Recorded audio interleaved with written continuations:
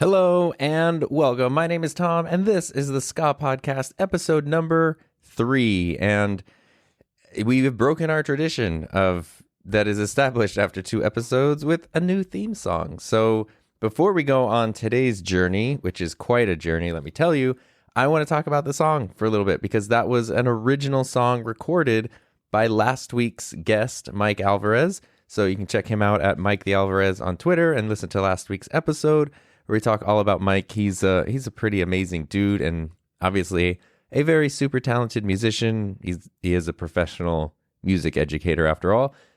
And Mike will also be back next week, and we're going to talk about, he's in the midst of actually doing research right now, like a professional, to talk about like the different waves of ska music and stuff over the years. Just a broad overview, but at least so we can get an idea of what it means when you refer to different waves, where that came from, how they built into one another, and where things are going from here. So Mike will be back next week. This week is, Tom's personal story time, but we're going to talk about this song first because that was an original song performed by Mike.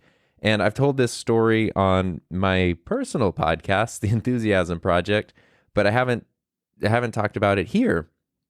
So there's a backstory to this song that I think is pretty interesting, and it's just one of those cool stories that like shows the power and the magic of the internet and online communities and all that great stuff, which is about a year ago, my wife and I have a podcast called The Couples Table. It's a live stream podcast. You can check it out wherever you get your podcasts from.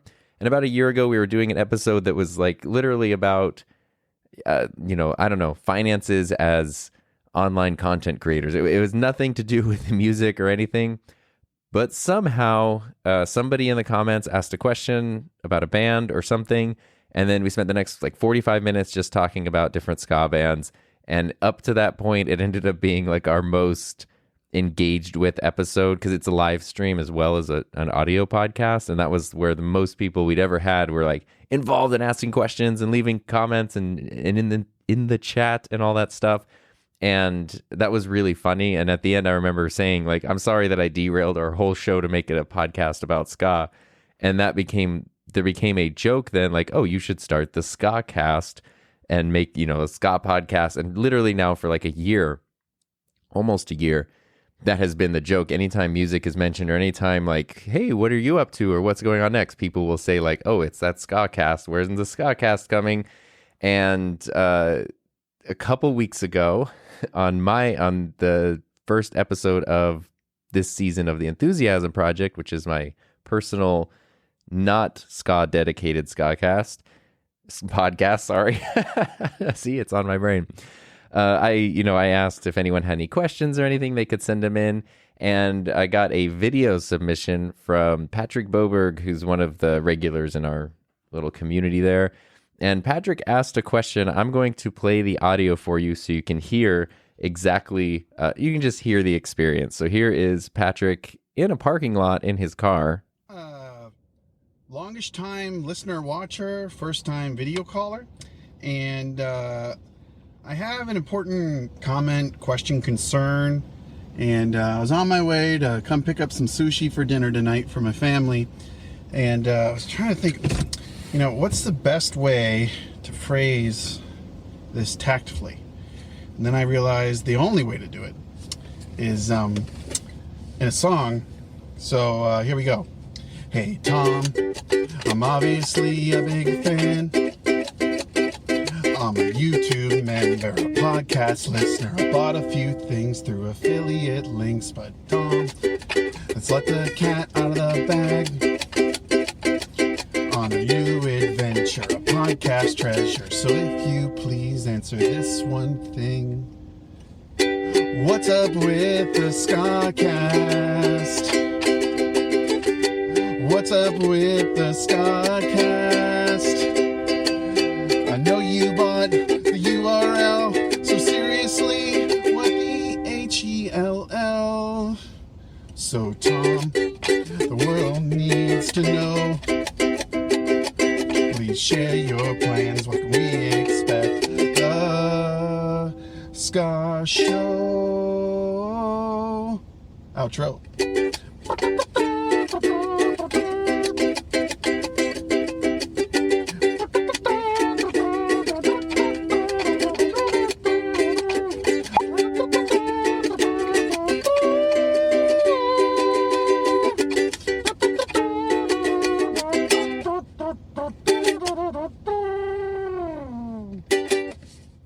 So there is Patrick's song in the parking lot, which it was really funny. He just like pulls out this ukulele and busts out this song, and he is a far more talented musician than I.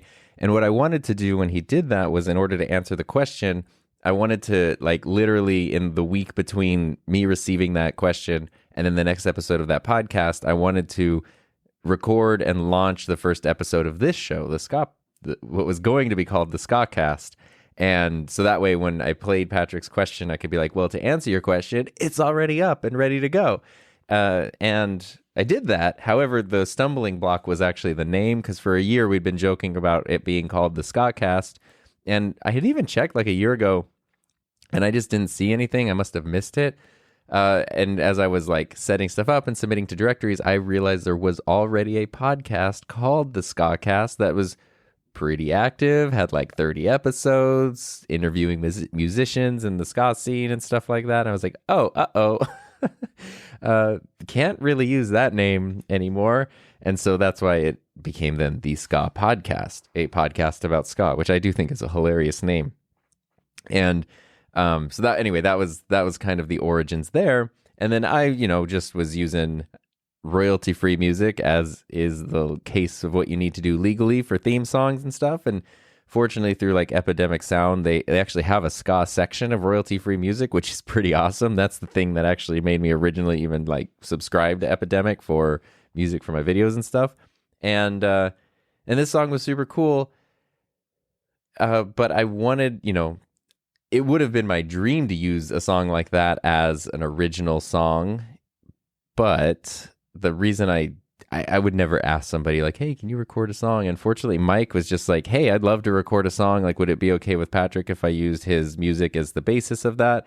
And I talked to Patrick. He was in the middle of like a big family move and stuff. So he's like, yeah, I totally fine with me. So Mike took the music, that the basic like, chord structure and harmony and stuff, melody of Patrick's song, turned it into the theme song. So now you can hear it like... That's where that came from, which is pretty cool. And that's Mike playing all the instruments too, including horns and everything. So I think that's pretty awesome. So thank you, Mike. Thank you, Patrick. I really appreciate that. You can check Mike out at Mike the Alvarez on Twitter. And if you want to check more out about Patrick, who is just a super cool dude and also does have a YouTube channel, all kinds of cool stuff, you can go to responsiblywild.com, which is just a great URL name. So thanks again to Mike and Patrick for giving the show an original theme song, which is like it's super cool. I don't have that on anything else that I do ever. So anyway, today what we're going to talk about is we're going to talk about sort of expanding on one of the things I went over in the very first episode. And it's not to be like, it's the Tom Show. Yes, it is my podcast, but it's not just like me, but I really can't emphasize enough how influential not only the genre of ska has been in my life, but very specific moments, bands, artists, experiences. And one of them is absolutely pivotal. It's definitely one of the most formative, life-changing moments of my life thus far. And, everybody goes through periods in their life where there's transitions and things change, and you have those kinds of things, but it's sort of rare when you can pinpoint it to an exact day or an exact location or an exact moment or anything like that. And for me, I can pinpoint that to October 25th, 2002 at the Key Club in Hollywood, California.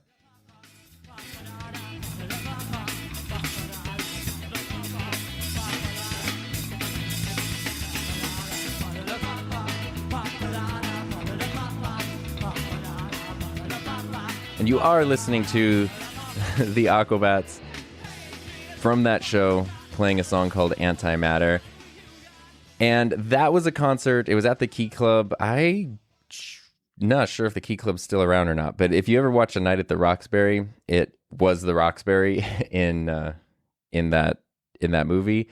And basically that was my second Aquabats show, but it was the first time I ever saw them perform in the full concert setting. And back in 2002, the Aquabats were doing this thing they weren't playing a ton of shows. Like, they weren't really signed to a record label at the time. They, there wasn't a lot of funding. They were all working other jobs. This is like pre-Yo Gabba Gabba, pre all that, pre-Super Show, pre-everything. And basically they would play like 4 or 5 shows a year. But the thing that was kind of cool was that those shows would be like a really big deal within the fan community because there'd only be a couple of them a year.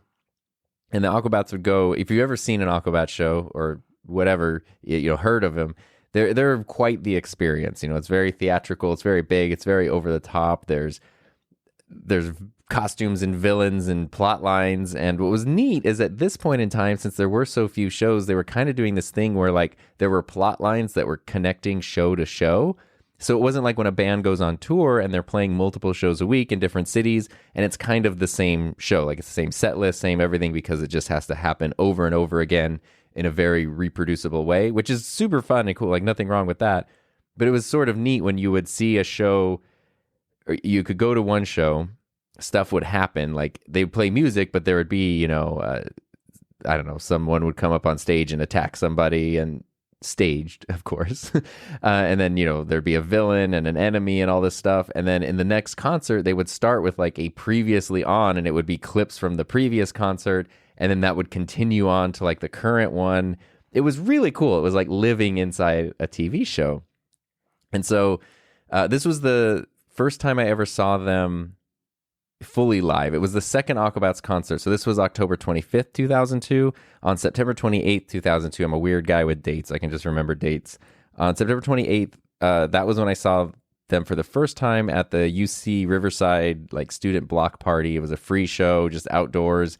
And I talked about this in episode 1 of this podcast. It was a great show. Like, it was so much fun, even though it was very minimal in terms of production because there was nothing that could be done. It was still an incredibly fun time. It was pretty epic and over the top. And so I loved that. And then we got to, of course, like meet the band afterwards, and everybody was just super nice and awesome. And then, because I was in the 11th grade at the time, so I was 16 turning 17. Yeah, I was just about to turn 17. So pretty formative age. And then a month later, seeing them fully, like, this was a full show. They had Digital Unicorn opening, which was just Adam from the Aquabats playing like Euro, electro, techno, house, experimental music with a theremin. And then somebody, I'm not sure who it was, I think it's the back commander, was dressed in like this, I can't even explain it really, but he had like that horse mask on and would basically just do like a very robotic dance with the music, but would not break character. Like would just stand completely still if it was silent, and then do very like specifically robotic dances when there was music playing, and then completely still and not move. It was pretty impressive and super funny, and actually the music was really fun. So that was cool. And then the Aquabats were playing as the main headlining act for that night. And that was, the Key Club it's a 2-story venue. There's a balcony, there's a small part. It's a small-ish club. I don't know how many people are there. Probably 500 people there, something like that. But it has, video screens, it has lights, it has the full experience. And that was my first time seeing that, and it was just so different. But it goes so far beyond, like, I just saw a cool concert and it changed everything. There's a lot that goes into why this was such a pivotal. There's just so much that goes into it. So I'm not going to rehash everything from episode 1, but essentially at this point I was 16 years old. I had just started at a new school where I was hoping like, hey, I'm moving to a new place. It's a new school. I'm going to fit in really well. And that's not what had happened at this point in time. And so one of my friends who I had known for years and I had forced him to become a fan of the Aquabats at this point, and we were going to go to this concert. So we had our tickets like months in advance, like the Ticketmaster ticket, you print it out and you get to pay the extra service charge or convenience fee because you get to print it out and use your whatever. And I remember I had that concert ticket literally taped on my bedroom wall for like 2 months prior to the show because I was just so excited about it. And it was a Friday, October 25th, right? Yeah, October 25th, 2002. And we took the day off school. Like, I didn't ditch school. This is where, I don't know, I was a good kid. I never really got in trouble. But when I say like the stuff that I did when I was 16, some of it sounds like, how are you allowed to do that? And I guess it's just because I had built up trust with like my mom. But I took the day off school, which I was allowed to. I wasn't like ditching school or anything. It was, there's a concert in LA. The concert starts, the doors open at 6 p.m. Takes a couple hours to get to LA. Basically, I'm a very early neurotic person. So we left. We only live like 2 hours away, but we left at like 8 a.m. or 9 a.m. Like basically the time we would have started going to school. Instead of going to school, we just went to LA. And I don't know. We just drove there. We didn't go to school. We went there. But I mean, like it was an excused absence and stuff. So I wasn't breaking any rules or whatever. And then when we came back afterwards, so we got home at like 1 a.m. probably. Which is not like, I don't think that's something I would, if I had a 16-year-old, I don't think I'd let them do that. But it was great. And we didn't do anything bad or get in trouble or anything. Quite the opposite, actually. So what happened was we drove to LA. We got there. And then I remember we got there actually, I don't know if whatever. It didn't take us just 2 hours to get there, but we got there about 11:30 or 12. And we had like our MapQuest directions printed out so we could follow. There's no GPS at the time. And we were pulling up to like this corner thing where it was like, oh, look, there's the Key Club. That's where the Aquabats are going to play. Okay, let's go find parking. We are at this point 7 hours before the doors open. And I remember thinking in my head, I pulled up to a stop sign to make a left-hand turn into where you could park for the Key Club. And I remember thinking it'd be really cool to see some of the Aquabats. And then I looked at the street corner and there were 3 of them. So there was like Crash, the Bat Commander, and I forget who else, maybe like Prince Adam, were at the crosswalk to cross the street and go in front of us. And I was like, that's them right there. And then I had to wait and they crossed in front of us. I was completely starstruck and fanboying out at that point. And we were like, we got to park the car really quick so we can catch up to them. So we pulled really made a left-hand turn into this little tiny parking lot that's like attached to the venue. Got out of the car, ran out to that corner again, and they were, of course, gone at that point in time. So like, dang, nobody's here. So we were just sort of hanging out on that like corner out in front of the Key Club. And we're like, well, we've got, 6.5 hours until the doors open, which is still like an hour before the show starts. We'll just hang out, I guess. Pre-smartphone, pre-any of that stuff. So it's literally like, we will just be standing around now and seeing what happens. But for some reason, that was not a problem. Like, we just had fun hanging out and making jokes and talking about stuff. And so we'd been there for maybe half hour, 45 minutes. And I remember I went to go get something out of the car. And I came back around the corner and I looked over and my friend was talking to Crash, the bass player from the Aquabats. And I was like, and they weren't in costume. So it's like one of my first times seeing them not in costume, just in normal clothes. But I was like, he's just talking to Crash right there. And then I looked over and just coming straight towards me with his fist extended out. One arm was a fist extended out. And the other arm was holding a phone up to his ear, was the Bat Commander just coming straight towards me for an epic fist bump. And I was like, okay, cool. And of course we're wearing our Aquabat shirts and stuff. And then the Bat Commander finished up his phone call. I'm just calling him a Bat Commander because I'll just go with that. I don't know if we're on a first name basis over here. And he put away his phone call, and then they were just like, hey, what's up? What are you guys doing? I remember asking, are you ditching school? Why are you here? And they were just incredibly nice and hung out with us for 20, 25 minutes, just talking about the show, talking about whatever. It was the coolest thing. And it was crazy because when we left the previous concert at UC Riverside, we were at the end of the line. So we were literally the last people who were going through, saying hi, shaking hands, all that kind of stuff. We were the last ones.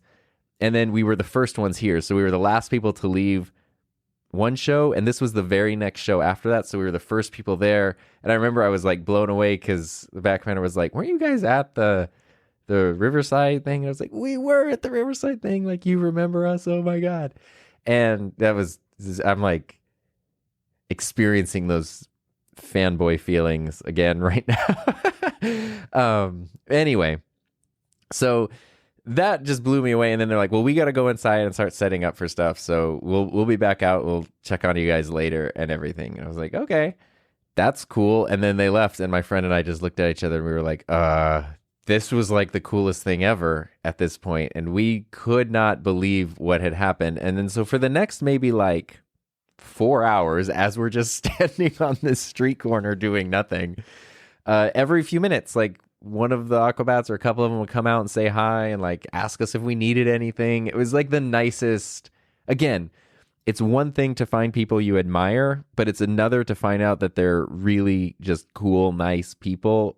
They could have just ignored us. I mean, we were like, if anything, we could have been in the way, but they were just unbelievably gracious and nice to us. So that, in terms of fandom, just cemented it more than anything else. Like that fused it into my DNA of like, that's my favorite band forever, period.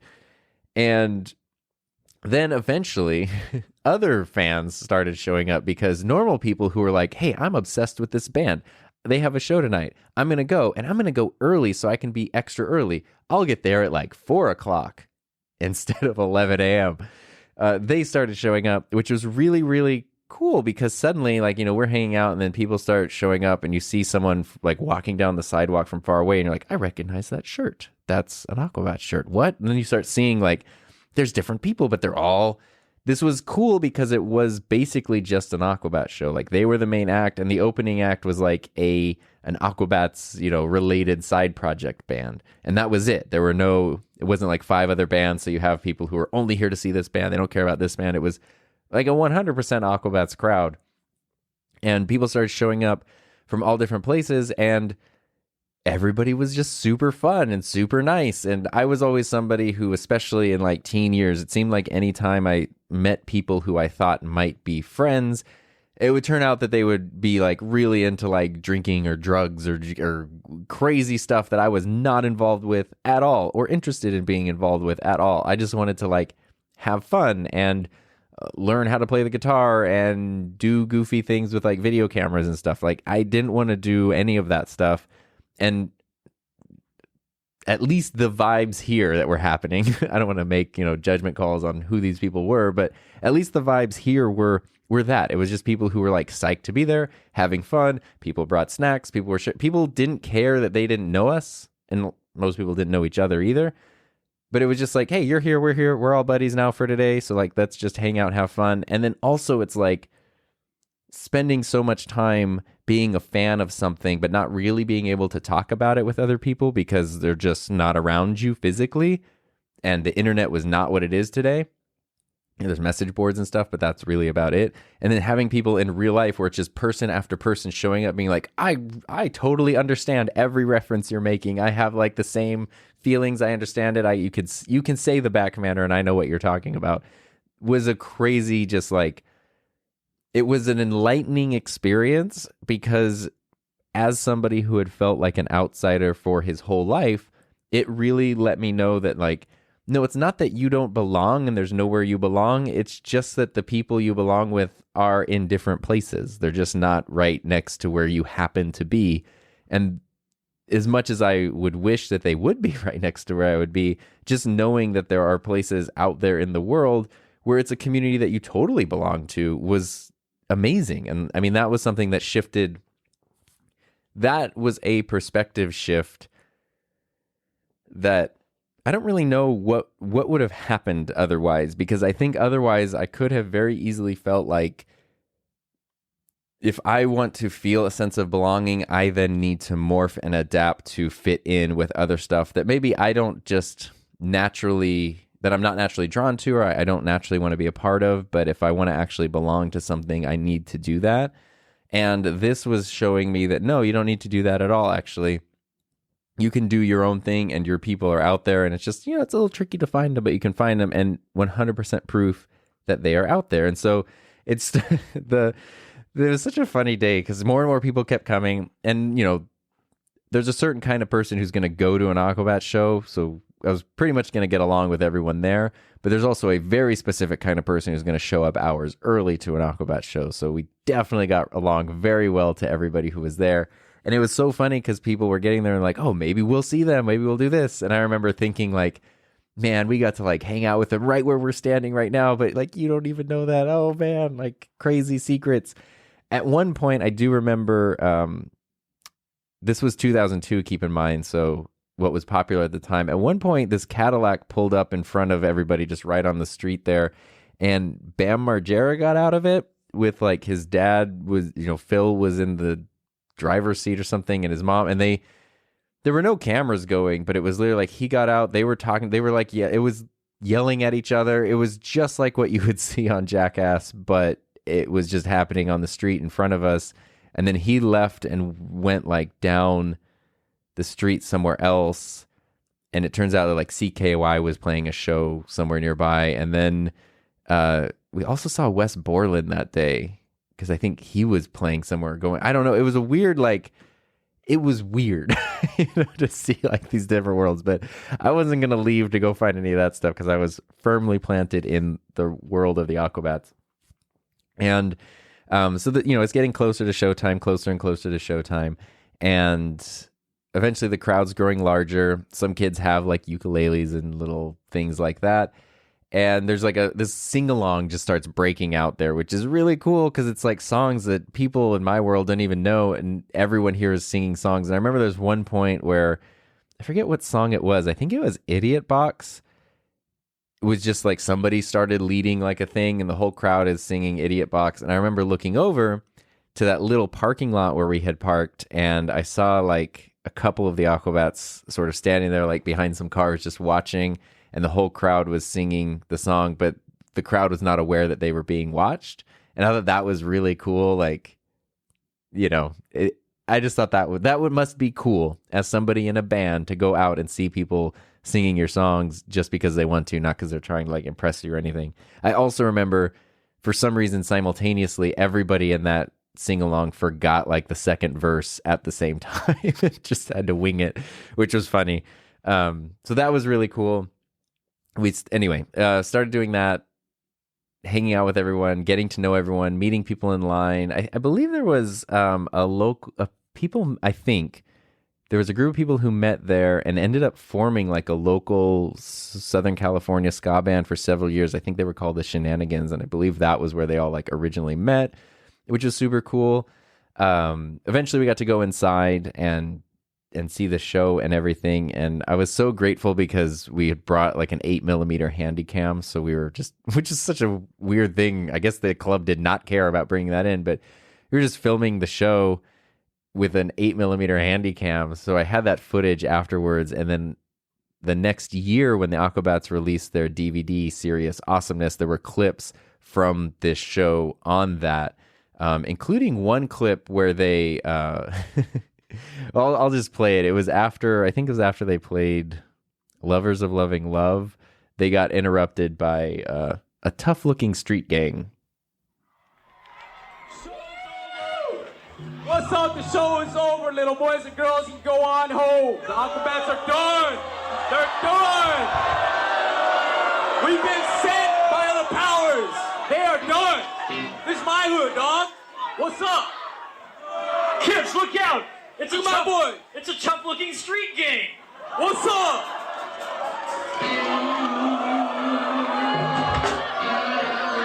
It's on now. It's on.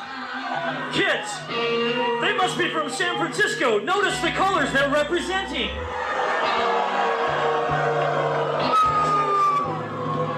I will now attempt to speak in their language. USA, you're a long way from the hood. Dude. Listen, we don't want any trouble.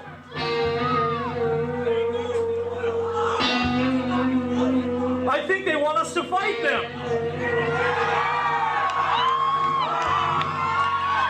Kids, can we have a moment of silence for the sad state of society?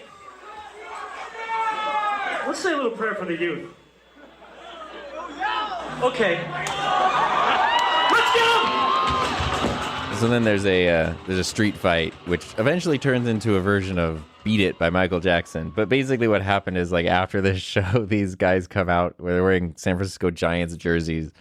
which is a sports reference that I did not really get at the time. And they're carrying like comically sized wrenches and chains and stuff. And like they have beer bottles and things, which are sugar glass. And so eventually, like when the back commander says, okay, let's go, like he smashes a beer bottle on the monitor and they're like fighting with chain. It's really funny to me. And of course, then they, the street gang loses and the Aquabats win victoriously. But it was like, that kind of stuff was just so over the top, especially for me, because I can't help but look behind a little bit and go, okay, this is staged, right? But we're not looking at a Broadway production where there's production designers and this, that, and the thing. We're looking at a group of people who just sort of piece this together on their own. Like they did it themselves and figured things out themselves and like literally had to acquire comically sized wrenches and tools and had to get breakaway glass and all this stuff. And seeing that, like, this is just one part of the 2.5 hour show. It really just made me think, in addition to like video clips that were made and the commercials that interrupt it, because they'll literally, like, if you've not seen the Aquabats live, something like this will happen and then there'll be like a very dramatic moment and the stage will go dark, and then on the video screen there will be like a commercial for a fake product, which is amazing. And then it comes back and picks. It's such an experience to be a part of something like that, and just seeing the fun, seeing the creativity, seeing the like self-deprecation, seeing just the experience of like music in person, and they were playing like their encore that night. They always did Pool Party, but they weren't doing it as much as like the finale. I believe the finale of this show, if not at least the like second to last song, was Play-Doh, which is my favorite Aquabat song. And I remember just hearing that, and I'm so glad that I have a tape of that concert, because it was just an unbelievable experience.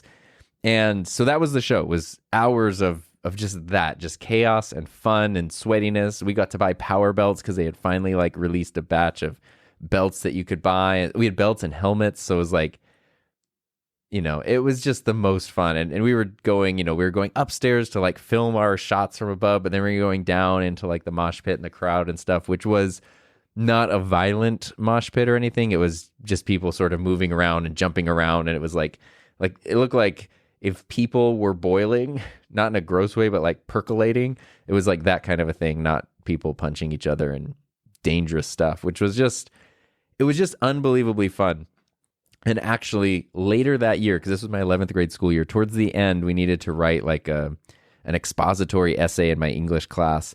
And the thing that I chose to write about was this specific concert. And I remember my English teacher left like some of the best feedback I've ever gotten, even in college, on an essay from that, because I had talked about like there's a specific moment where I'm smashed together with people I don't know, but with whom I feel like I can connect immediately over this shared thing that we're passionate about, which is a very fun, positive, creative thing.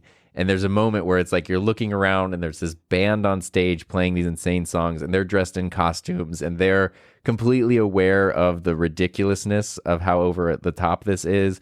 There's people, in the crowd dressed in goofy ways. There's someone like crowd surfing and getting like pushed over there while they're also wearing like masks and helmets and stuff. And it's just this crazy experience of where the heck am I? I've never been just engulfed in a setting where it feels like this is exactly where I belong and should be, and I don't have to like try to be something else. I don't have to try to adapt to fit in. I can just be, and it's fine, and it's cool, and everybody likes it. And that's a huge thing to feel at any point in your life. It's exceptionally huge when you're 16 and you're going through all of those those adolescent things that just happen where your body's just going insane and your brain is boiling in hormones, and you don't understand just anything about who you are and how the world works and where you belong or do you belong. And finding something like this, I mean, without an experience like this to gravitate towards, I don't know what would have happened, because even after this, months later, obviously I then made every active effort to see as many Aquabats concerts as I could. And I'm up to 23 at this point, so I'm doing pretty good. But it's been a while because of the world shutting down.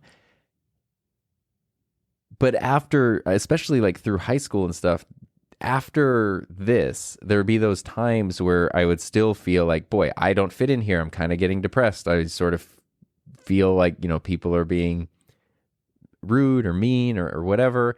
But knowing, instead of just feeling like, well, that sucks, I don't belong anywhere, knowing that like it really sucks that I don't have a connection with a lot of people near me, but I know that there are people out there where I do belong. That's a very big thing to just have in the back of your brain, because it kind of then sustains you through those other times where you don't feel that. And that's one of the things that show helped me to have, which was very pivotal. And then it doesn't even end there, because, the show was amazing. And I remember finally when it was over, and you're just exhausted. And it was this crazy experience, like that feeling you get after going on like an extreme roller coaster or something, where you get off and your adrenaline's going and you're kind of pumped and you're excited, but the roller coaster lasted 2 minutes or 90 seconds. This was like that, but after the thing had lasted for 2.5 hours. And I remember my friend and I looking at each other and just like, what the heck happened? And then we were going out, and we were walking out and saying goodbye to everyone we had talked to and stuff. And we're just like, oh man, what a crazy night. And we were trying to go to our car, and we're trying to go into the parking lot we parked in was like a really small parking lot. It had like 8 spots or something. And we were trying to go into the car, and there was a security guard there with a rope tie, like it was chained off. You couldn't get into the parking lot. And he was like, hey, where are you guys going? And I was like, oh, it's going to go to my car. And then we realized that the parking lot we had parked in, because when we pulled up to the club originally, we saw the Aquabats crossing the street and just very quickly wanted to park to get out and try to go meet them. We just parked in the first place we saw. Turns out that was like the VIP performer parking for the venue, but it was so early that like it wasn't closed, or there was nobody there. We were the only car there. And I remember like now we realized, oh, every other car here is like a band member's car or somebody who's working on the show or something like that. And my car was then, there was a car parked behind it, like it was double parked. And so I couldn't get out. And I remember like the security guard, who ended up being super nice, like, what are you guys trying to do here? And I was like, I need to get my car. My car is over there. And he's like, that's your car? And I guess then because my car is in the VIP thing, he's like, well, clearly you're a VIP. So, okay. He's like, you can go get your car. He's like, do you need me to go get someone to have them move their car for you? And I was like, no, we could just wait until the car leaves. I don't want to. Because clearly, like, the reason that car was double parked was because I was taking up a spot where it could have parked. And turns out that car belonged to Chainsaw, who was the Aquabats guitarist at the time. Also, like, one of my favorite guitar players ever. Literally the reason why I bought a Telecaster a few months before, because, having been the person who grew up where, if you're going to play a guitar, the guitar you're going to play is going to be black and pointy. And just humbuckers and power chords. And then, not that there's anything wrong with black pointy guitars. They're cool too.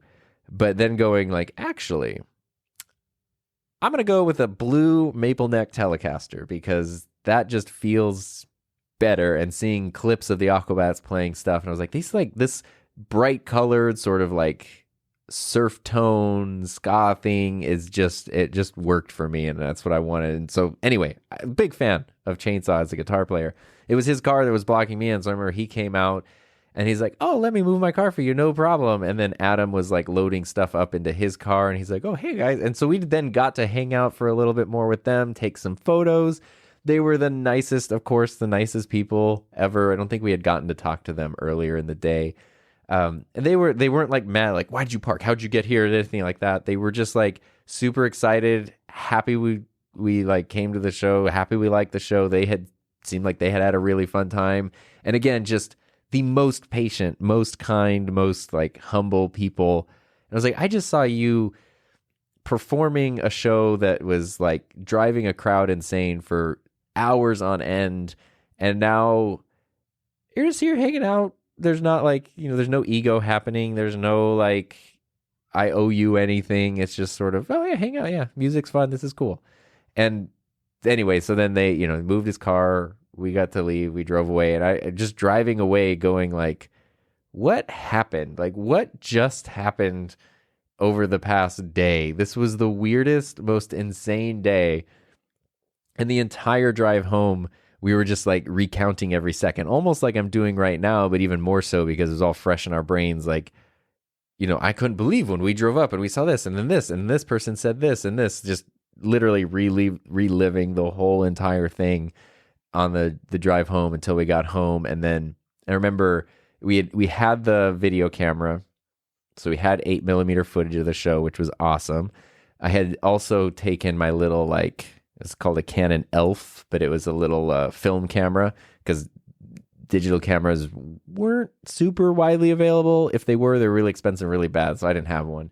And we had to take the film the next morning to get dropped off so we could do 1 hour photo and see our photos from the show, which I still have those photos, and they're amazing. Well, they're not amazing photographically, but they're amazing in terms of what they capture. And I had those just on my wall for the rest of, the time I was in that bedroom. And the bigger thing too that happened was my friend and I, we played music a lot together. We had met in middle school, and we basically started playing guitar at the same time. This was the 11th grade school year, but during our 10th grade school year, literally every single weekend for that entire school year, he stayed Friday night at my house every single Friday.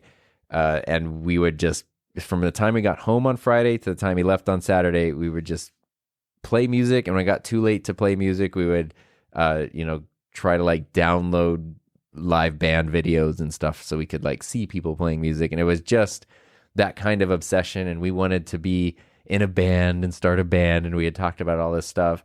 And I remember it was the very, very next day after that Aquabats concert, that was that morning being tired. And I remember signing up for a web domain. And I was like, we're going to put a band website together. We're going to record music. We're going to do all this stuff. And then we never got a band going in terms of being active and playing shows and stuff. But we had a band going in terms of creating a band brand identity, recording songs. We did put together an album, which was not good. And it was up for sale online, which was a super cool thing to be able to do. We had some songs on SoundCloud and stuff wasn't a thing, but there was a website called IUMA, which was the Internet Underground Music Archive.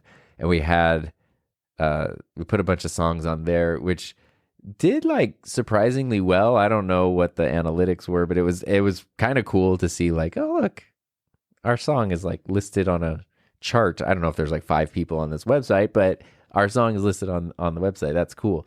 And that was something that we did for basically until, post high school, and then life happens and you go do your own thing. So that then became a saving grace too, because for me, my friend would come over and we would, we'd play music, record stuff or whatever. But the rest of the time I was the one who would do web design. So I was learning bootleg Photoshop, learning basic web design stuff, learning basic stuff about music recording, figuring out how to play multiple instruments in the same song. I am not a trained musician. So even though I like playing music and I have instruments, I'm not someone where it's yeah, just play in this key and do this chord progression, blah, blah, blah. I'm I don't know about that.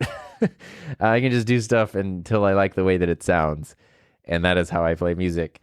But figuring all that stuff out was huge because, again, that was all that I did.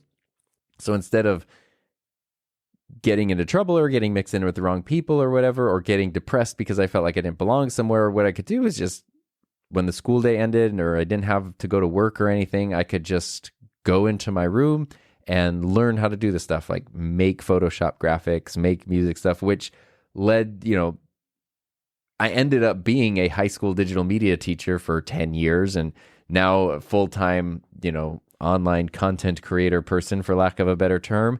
And none of that would have happened without those basic foundational skills of just goofing around, trying to build a crummy website using Microsoft Front Page in 2002 and making little emojis for the Aquabats message board and just sort of starting out there and dipping toes in water and here, we're going to, make little goofy videos and whatnot.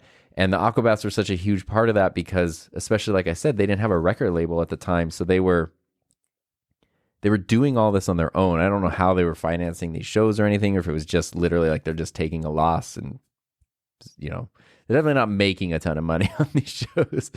And, but it didn't matter because it wasn't about that. It was about being able to create the stuff and make the stuff. And if the opportunity isn't there or you're not given the opportunity, then you just make the opportunity. And in the early 2000s, as the internet is emerging into this thing that you really can create and distribute stuff on, that was a very important lesson to learn at that time, because it was like, yeah, I don't need someone to tell me like I can publish something or record something or create something. And then seeing too, the Aquabats are so multifaceted, because it's not just a band and recording albums, but then there are goofy graphics and there's funny merch lines and there's videos and there's like all this stuff where they're kind of doing a little bit of everything and eventually becoming a TV show and stuff. So I can firmly say that I would not be able to do what I'm doing today, or not have the skills, not have the experience to do this, to do the things that I was able to do before this that led to this,